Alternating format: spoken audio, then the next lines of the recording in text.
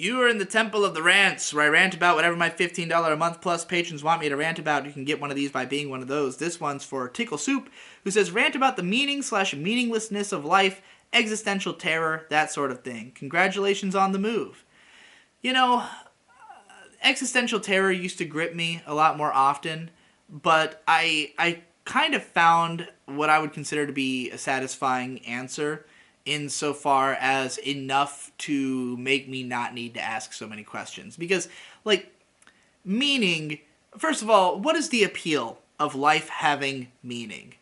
Why do we need it to have some kind of greater purpose or some kind of, like, some kind of objective reality to, like, what it's all for?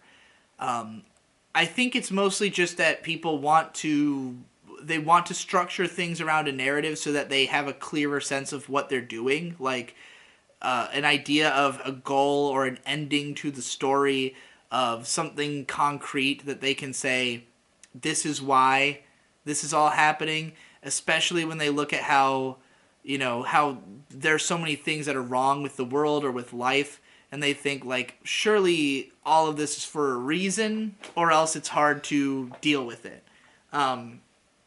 I never really had, at any point in my life, the sensation that there was a meaning. Like, I was never religious growing up. I never had any, like, idea of what a purpose was.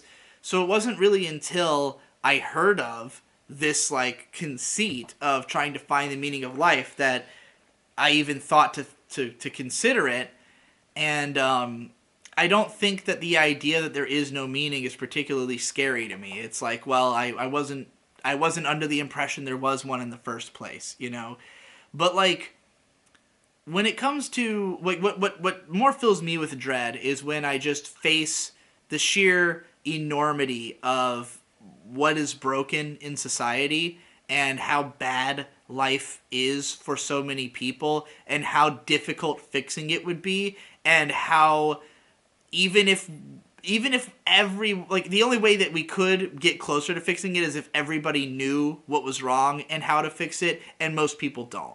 So it's like there's nowhere to even begin when it comes to trying to fix the problems. It's like it's so enormous that moving even a small inch would take a massive concerted effort and lots of dedication and time that is beyond what any individual should really be expected to try to even think about.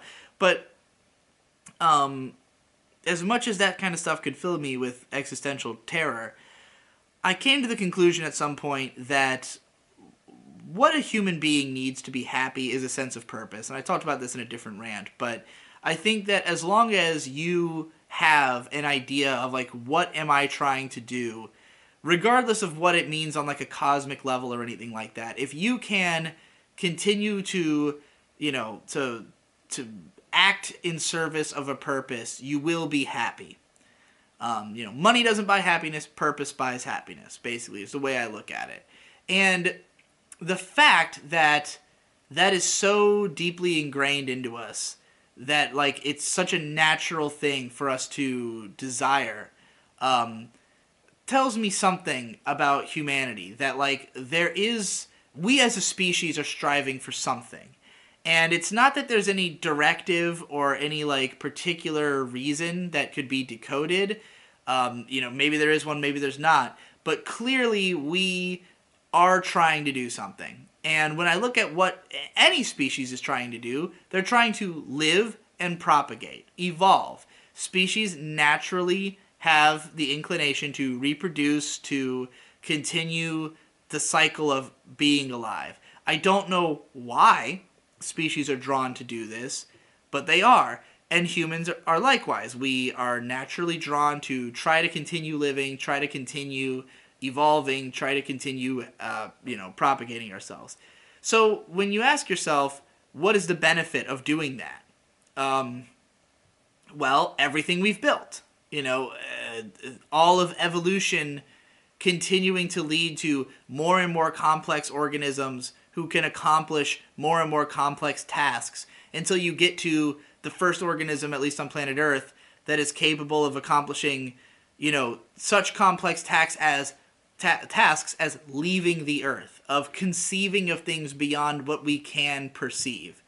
And so we naturally say, well, okay, if there's any purpose that is evident, it's that. That's the only evident purpose we have, is continuing this propagation, continuing to strive for a higher level of complexity, and finding out what it is we don't know and what we can do with that knowledge.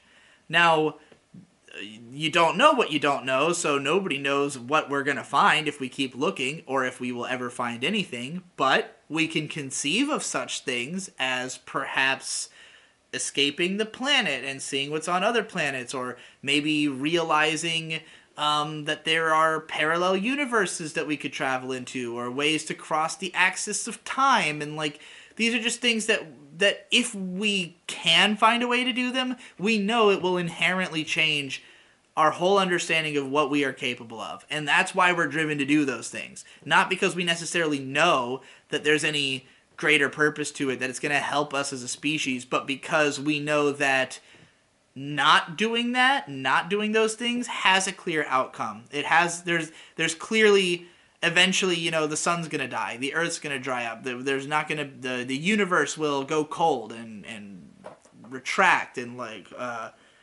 or not retract, but like, well, maybe it will, I don't know, but like, there is a heat death that will eventually come. And just in knowing that, we know that the best we can hope for is finding a way to break out of that if we want to keep perpetuating ourselves. So I don't know why we're so insistent on perpetuating ourselves, but if there is a meaning to life, it is that.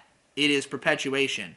And if we can, maybe we'll figure out why eventually. Not likely, but, it's better to consider the possibility that we will than to just think, well, there's no reason for any of it, so therefore, who gives a shit?